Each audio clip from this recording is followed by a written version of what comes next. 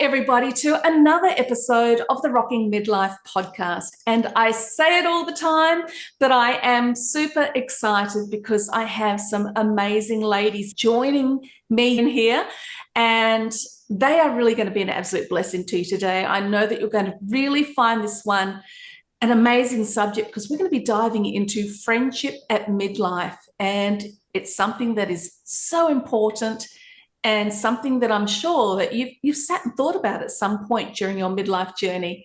So I just want to give a big hello to Dr. Lynn and Dr. Brooke Stillwell, who are tuning in from the good old United States. So welcome, ladies. Thank you so much for having us. We're honored. We're excited to talk to you today. So excited to be here with you. My pleasure. Can't wait to dive into this. So really briefly, Dr. Brooke has been working with women for over 20 years to help them live a healthier and more emotionally balanced life. Now, Dr. Lynn, and these girls are good buddies, which they'll tell you about soon, has also been working with clients for over 20 years, and she helps women understand themselves better so they can live a more meaningful, vibrant life. And together, these ladies are not only knowledgeable, but they're best friends, which is going to make this even more fun. So ladies, over to you. Tell us a bit of your story and how you've ended up here in the midlife space. Lynn and I met over 20 years ago in graduate school, and we actually met each other through Lynn's now husband. I was in his class and she graduated a few classes ahead of us. But from the start, we hit it off, and our relationship, our friendship, I think has grown over the last 20 years. And even though I live on the East Coast, I'm in the Boston area, New England, and she's in the Midwest. So we definitely have like 2 flights to get each other, but we've managed to facilitate our friendship and cultivate it and grow it across the miles. And I think we've not only shared life's journey with each other, but we've shared us wanting to be the healthiest versions of ourselves, and also what we were doing with our own patients and clients. And about 1.5 years ago, we both decided that we wanted to do a business venture together, and we wanted to make the focus of that women in our age group, our phase of life, and helping them live a vibrant and healthy life. We were struggling with certain topics like, friendships across distance, and, making friendships now that our kids were growing older and they were being more independent. There were topics like menopause that we were, coming into having the symptoms, and just through these talks that we would have as friends, we realized that, we're helping our clients with these solutions, and we had found natural solutions. Typically, we, tend to be working through the natural side of things. And, we just wanted to bring that to a community because we just kept hearing over and over when we would discuss it that, oh my goodness, like, I want to know that too. And, I'm having this problem as well. I think as women in general, we especially coming off the last couple of years, we've just been isolated, and it's time to come back and reconvene and just use the power of community to help heal. That, something, you've hit something right there. The last few years really have affected friendships, haven't they? With people not able to, who are used to physically gathering to enjoy their friendship, having to take it online. And I know that some people have really sort of settled into that isolation now. They kind of, it broke. It's like COVID kind of broke their ability to go out and seek friendship and seek community. They're now, cloistered in their houses. Is this something that you've seen over in America as well? Because I've definitely seen it here in New Zealand. For sure. Yeah, absolutely. And ironically, what I think a surprise to Lynn and I both as we started on this venture and getting to know our community and talking to them and wanting feedback, because we're doing it for them, not us. Yeah. And we want to know what they want to hear about, what they're struggling with. And overwhelmingly what we heard was it's the friendship, it's the missing connection, it's the lack of feeling like they belong. Yeah. And to our surprise, it's really sad. And I do for sure, as Lynn mentioned, and as you mentioned, think that was exponentially magnified by everything everyone's been through the last couple of years. Yeah. It's interesting because I've got, the Rocking Midlife community as well. And we've got about 6,500 ladies from around the world in that group. And whenever I've done polls on things that, are really issues for them, friendship is right up there. So you're right, it is an issue. And particularly as we get older and we're not necessarily meeting new people all the time, we're not at the school gates anymore, which is where we often used to meet our friends. It seems to be becoming more of an issue that if you do lose your friends, and as I mentioned to you in our previous letters, I actually lost my closest girlfriend back in 2019 to cancer. And my other closest girlfriend, I lost her to cancer as well 10 years beforehand. So there's a real hole there. And I mean, I'm very blessed because I do have other lovely close girls around, but certainly my world has gotten smaller, and it's like, where do I go? How do I meet these people? So for me, the podcast is a blessing because I do get to meet wonderful people such as yourself. But for the average lady who might be in the same situation, why does she need these friendships so much, and where does she go to find them? So there's a double banger question for both of you. Yeah, I mean, when we're talking about friendships and connection, we're not just talking about that feeling of love and human connection, which is in fact a true primary need. We're also talking about life or death, because studies are showing, if you look at that Harvard study that was the longest range study on happiness and longevity. And, really and truly the one core factor that came from that was the happiest, healthiest people were those that remain connected. And to your point around the pandemic, we got really used to, shall I say, programmed in such a, that's a strong word, but we really got used to just being isolated, right? Yeah. And it's now we've got to break that and come back out, because for long term, humans need to be around humans, just not just virtually, although that can be an aspect of friendships. That's, something part of modern day, but we need to be face-to-face, knee to knee. So I would think, we've explored this, and a lot of this with friendships starts with getting really clear on who you are, first and foremost, so that you can be really clear about the type of people that you want in your life, the type of girlfriends that you're looking to attract, who you share similar core values.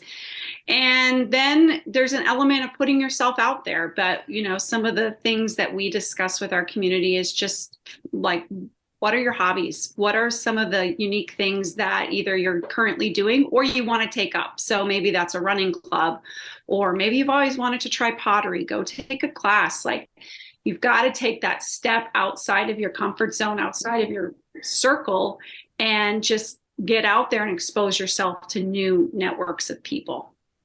It does take a decision, a concerted effort, doesn't it, from what you're saying? Yes, for sure. Yeah. And I would add to that, and I think Dr. Lynn touched on that a little bit, is for me, and I've seen this in my own life. And by the way, can I back up a second and just say to you, Kat, like, we're so sorry for your loss. That must have, I can imagine. It's not easy to lose people we love, especially good friends. But I think that for me and what I've seen in my own life, just in the last couple of years, I'll say, and I'm well into my 40s, so this was a long time coming. It's taken me this long to get to the place where I really have been able to let go of any mask that I might wear or just trying to fit in instead of really wanting to have a sense of belonging. And I found that the more I got to know myself and the more I loved myself and knew who I was and the more authentic I could be, the easier it was for me to make friends. And there's a certain amount of energy in that, I think, and that you start to attract the people that should be in your life when you are comfortable in your own skin and when you're willing to speak your truth and not apologize for being who you are. So I think it's easier said than done, and that might not be such a practical tool, but it really does start with us. It starts on the inside. So I think that's important. I think knowing your core values is important, and knowing really what you prioritize, because I think that at this age, for me, we start to look around and realize, like, time is short, and at least for me, I don't want to waste time with frivolous, like, not that I don't like to have fun and enjoy, but I also want to really connect with people that get me and can lift me up and can support me and are giving me the advice that I need and helping me to be the best version of me that I can be. I love that. Yes. You're absolutely right. And I totally agree with everything you're saying. And reflecting back on my experiences, with my own friendships, particularly, the most recent girlfriend that I lost, which, is a whole topic in itself, because we know how to grieve family, but there's kind of a gap there in how do you grieve someone that was a friend yet was such a deep love in your life. You know, that's something I think there's a hole that someone needs to dive into at some point.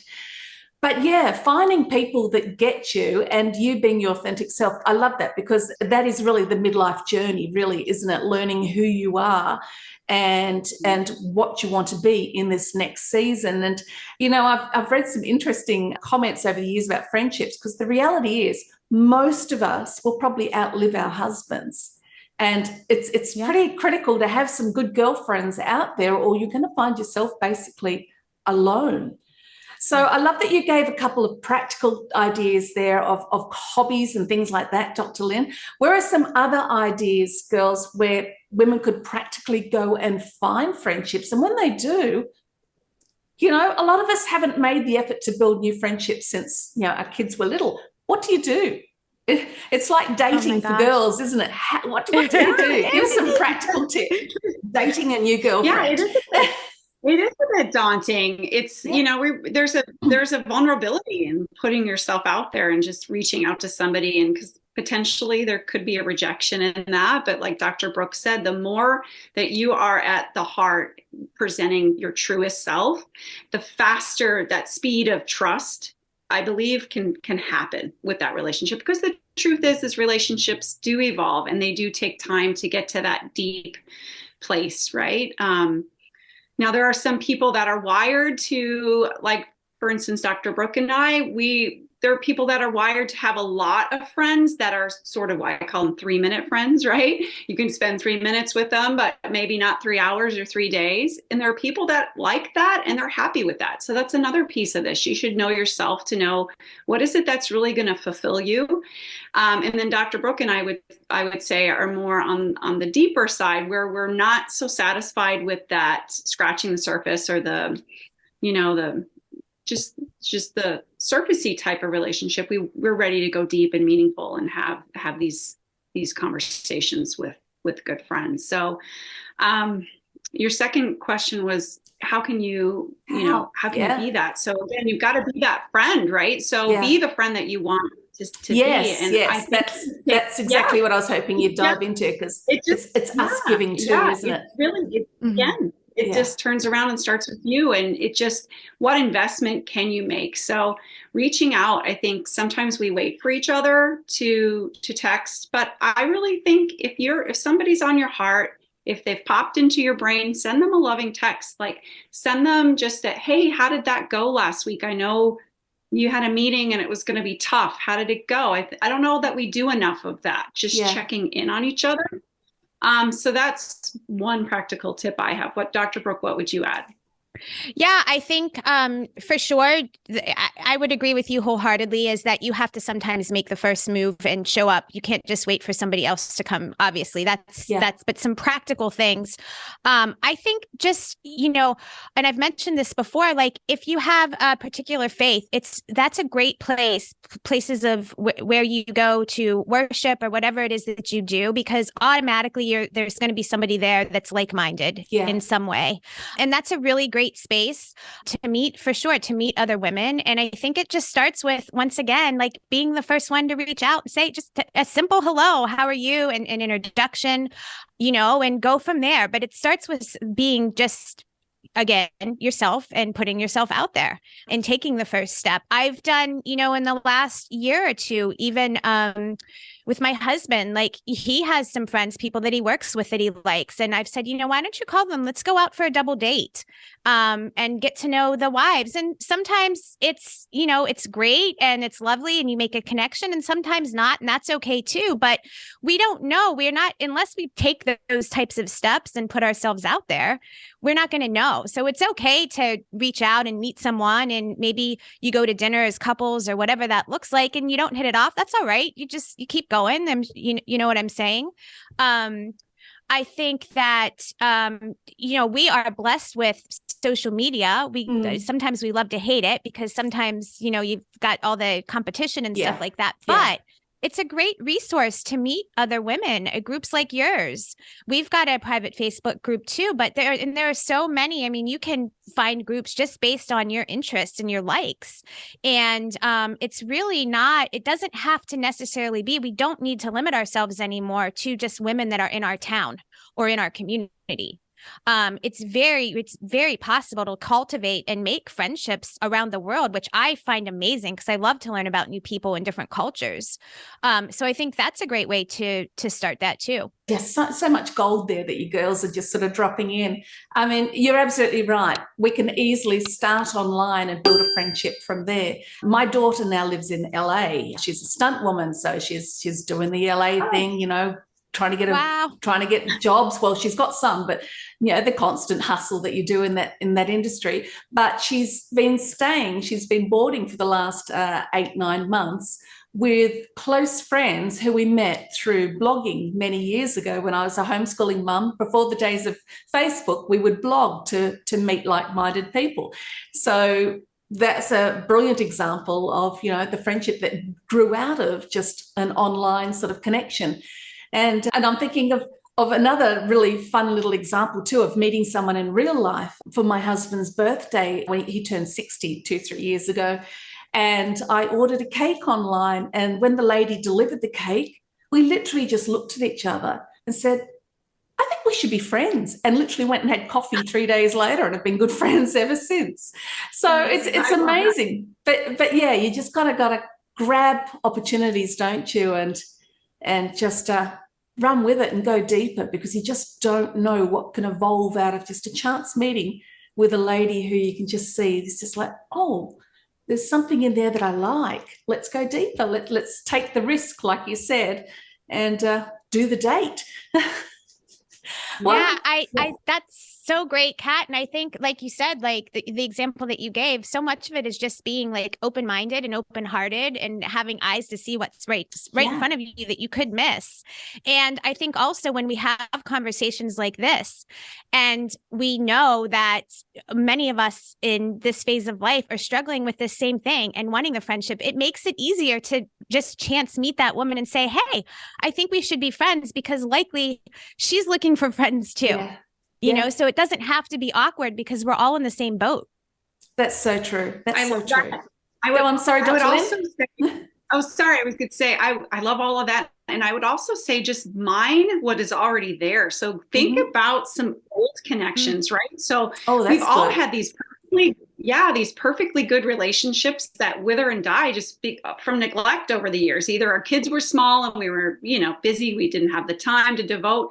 But if you think back to the people in your life that really brought some value to you, go back, reach out. I mean, there's possibly a great friend sitting in your contact list in your cell phone that, is just ready for you to reach out. And then, and when you do have that, back to that investment in those relationships, something that I love, and I know Dr. Brooke does this as well, is schedule that friend time, right? So it's always like when you see horror, right? Like, oh, we should get together. So actually take the action step with a good friend who you want to invest that time with to say, let's do a weekly call, or let's get together and go through a book, or maybe it has to have some purpose or intention, like maybe you're watching a show together or whatever, because sometimes women need that, right? It's like we're such busy caretakers that we forget that it's okay to take care of our needs. But so design it around something, but take that action to have regular calls so that you are checking in, and it's a commitment then that you guys make to get together and spend time. Oh, I love that. I've got one word that just keeps coming to mind that I think is appropriate to every single scenario we're talking about, and that is being intentional, intentionally making that time, intentionally, making the date, or sitting down and thinking, okay, I'll go through my friends list. Who can I message this week to send a note of encouragement to? And it just takes actually, doing the work, and intentionally, isn't it? Not just necessarily waiting for something to happen. We understand that life is short. We've seen it. It's happened to us. And, we're ready, I think, to step into that fullness of who we are, take some chances. We are realizing that it's not the things in our life that are bringing about that feeling of aliveness that we're craving. It's the connections, it's the relationships, it's the the risks we take. It's the fear that we're, crushing, that's the sweetness of life in this phase. Yeah. What would you add to that, Dr. Brooke? I was just going to jump on to you both of you were talking about being intentional. And I'm very intentional, and Lynn can speak for this, and maybe to a fault, with just about everything that I do. But she and I were speaking at a women's conference just a couple months ago, and we were talking on friendship. And one of the things that I mentioned, and this might seem silly, but it goes a long way. And these are little simple things that we can do daily, because how many times do you get to the end of your day or even the end of the week, and all this time has gone by and you got busy doing day-to-day things and you forgot to reach out to a friend, or you didn't just stop to say hi? And it's easy now because we can text. So I had mentioned to the women we were talking to, just set a timer in your phone, a daily timer that goes off at the same time in your phone, and put a label on that says text a friend.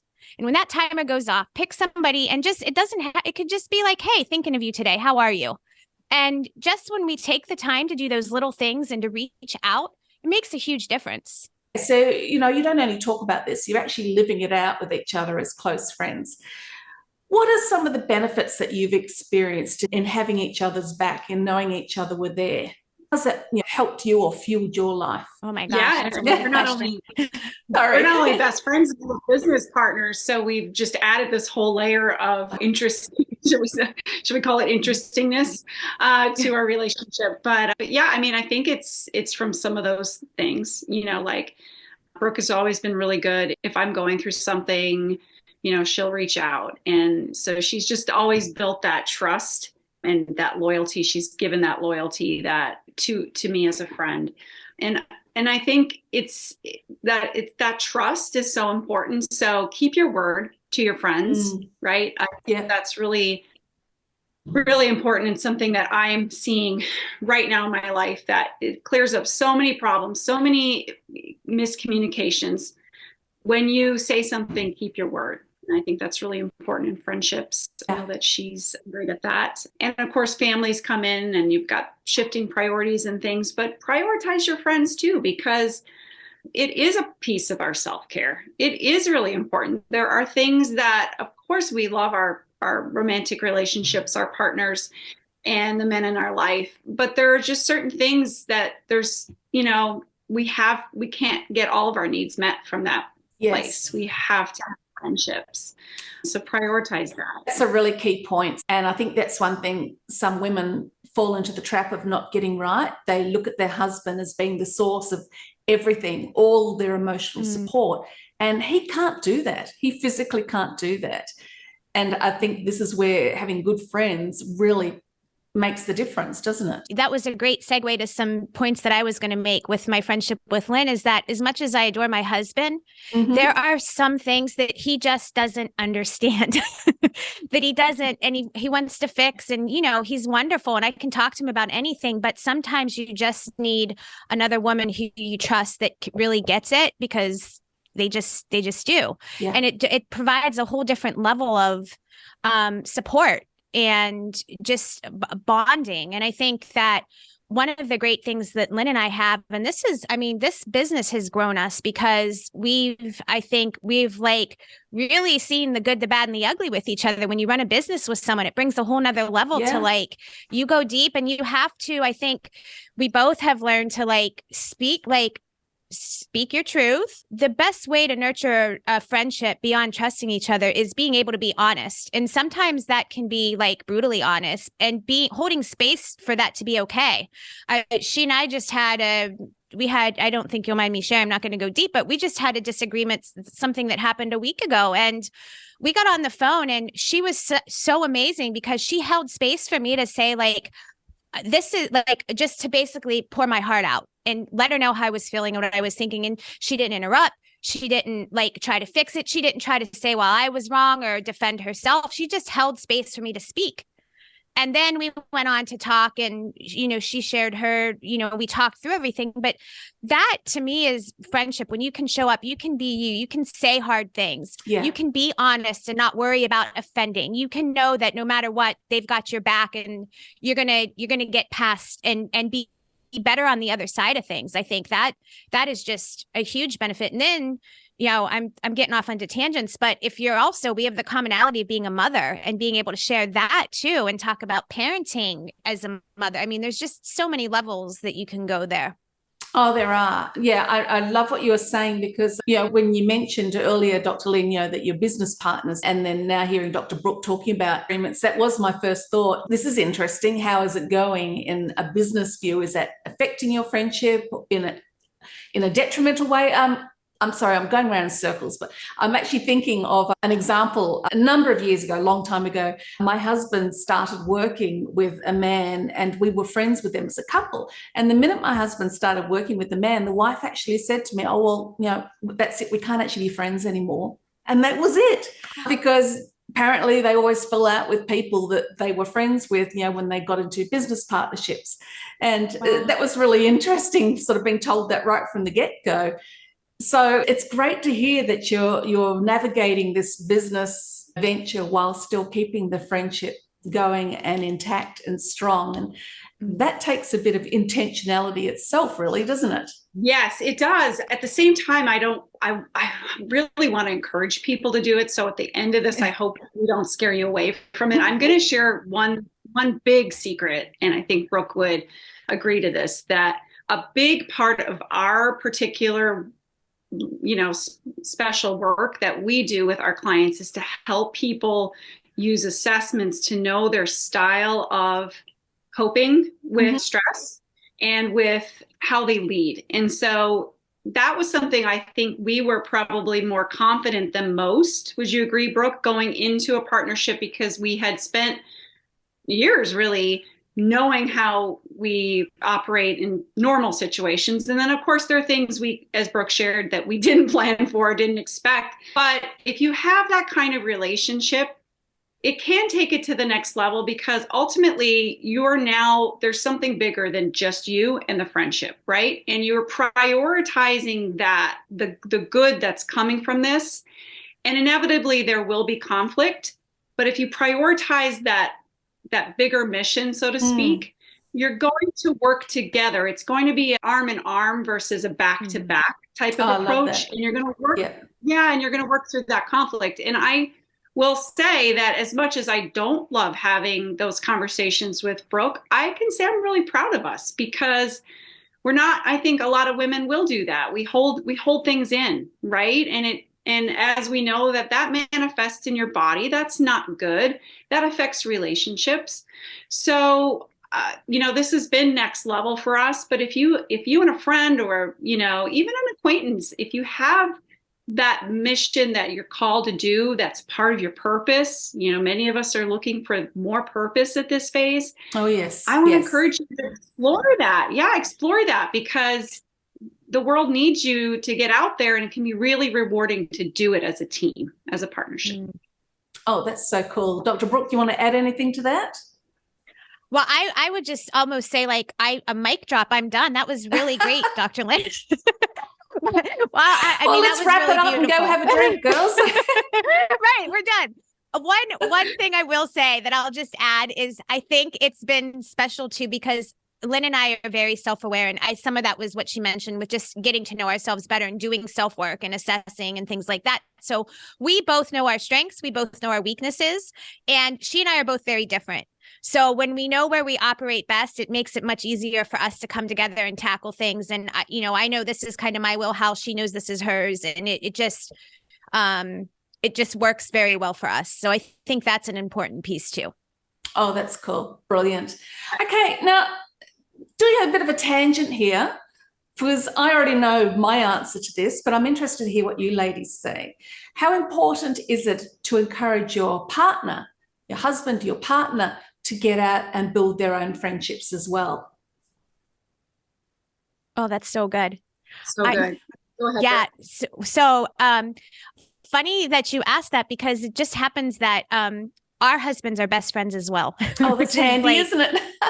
Yeah, it's actually kind of nice. So our families have grown up together. And but anyway, and my husband and I were just having this conversation, because when you get to this phase and the kids are growing up and they move on, and you've got your spouse, and now all of a sudden it's like, what's next? We don't have the kids to keep everyone busy. And as much as I love my husband and I love spending time with him, the health of our relationship depends on us also having our own lives, right? And having spaces where we flourish separate from each other. And I think that if you don't encourage your husband to have we all need connection. It's not just an important thing for women. It's important for men too. And the healthier our men are, the healthier our relationships will be. So I don't hesitate to, and my husband travels a lot for work. So he can be a bit of a homebody when he's not traveling for work. And he likes to be with these, simple things that he loves. And so sometimes I have to push him no, you need to go on that trip. Go spend some time with the guys. It's a couple of days. You'll come back happier. And he always does. But yes, I to your point, I think that's super important. Dr. Lynn? I would just add to that, that a lot of times with marriages, we'll have introvert and extrovert come together. So there are some differences to be aware of, but and needs may be different. So if you're the extrovert in the relationship, then your husband's the introvert. Maybe he doesn't need as much. So try not to project the sameness that you're needing or wanting onto your spouse. And just compliment that. However, absolutely. I mean, here's the deal. We also need to keep our brains fresh and young and lively, and new people bring new ideas. Obviously the right influence is important, the right people in your life around you, but I think that could never be a bad thing, right? More people bounce ideas off of. I just see it as super healthy for both. Like Brooke said, for both to have their friendships, and then you can come together and have some friends together too. That if that works out, that's pretty cool. Yeah. Oh no, that's really good. I'm glad that you girls are thinking the same way that I think too. I just think it's so important. And it's interesting that you mentioned introversion and extroversion, because they're topics that are really always in my mind a lot too. It's interesting. The girlfriend that I lost in 2019 was an introvert like myself. So we're happy not to have people around that much. We're happy to kind of recharge on our own. But she was married to a real extrovert. My husband is more extroverted than myself, so I deal with this a little bit. But her husband was really extroverted, and she learned to, how to manage both of their own energy and yet still bring people into their world and into their life. So he was happy and fulfilled while still allowing herself to have the space that she needed to recharge. So I think that's really key point that you've touched on there, knowing which end of the spectrum you kind of swing on as far as introversion and extroversion go. I love that you're touching on that, Kat, because Lynn will share too, because she's got similar dynamics in her relationship. But my husband and I both tend to be extroverted, but my husband way more so than me. And I went through a period of time, a lot of it was hormonal shifts. And just when we talk about this too, where I just felt the need to kind of go inward. And I just didn't, by the time the weekend came, I was done. That was when I was still in practice regularly and talking to people all week long. So I got to Friday and I was done. And my husband was like, I need more people to talk to. Yes. And I think this is an important thing to talk about, because I think it's easy to say, well, I want to stay in, so he should stay in with me. Right. Or feel bad that he wants to go out. And why isn't he supporting me? Why wouldn't he want to stay in with me? And really, the way my husband and I navigated it is just because I need something doesn't mean he needs the same thing. And we need to hold space for both of us to be filled up. Right. And so the answer there was, on the weekend, there's a get together in the neighborhood or whatever it was, honey, go and have fun. Tell everyone I'm sorry I couldn't make it, but I just need to stay in tonight and have a cup of tea and read my book. And he wasn't offended. I wasn't offended. We both had each other's needs met. We reconvened that night and then the rest of the weekend. But it's important to know that we're not all wired the same. And just because I need something, it doesn't make the other person bad, right? It doesn't mean that they're not looking out for your needs. It just means that they need something a little bit different than you do. That's brilliant. And it's the same with our children, if we're still in the childbearing years too, isn't it?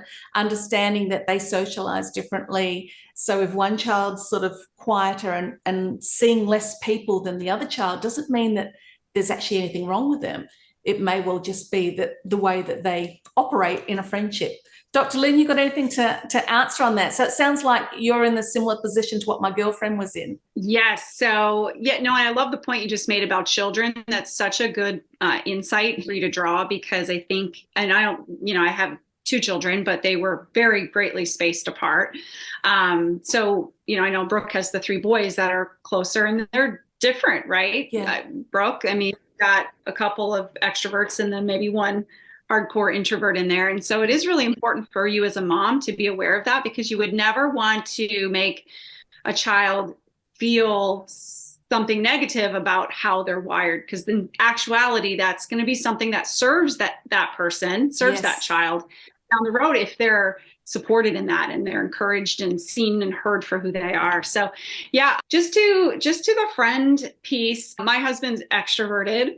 And I think as you get, the longer you're married, and I don't know if this is just in a few examples that I know, or if this is like a global thing. I need to study this. We need to do a large scale study on this, but it seems like you come a little closer, right? So if you marry and you're very introverted and extrovert, it seems like the spouses kind of come together and on the spectrum, kind of like, how they say people start looking like their dogs.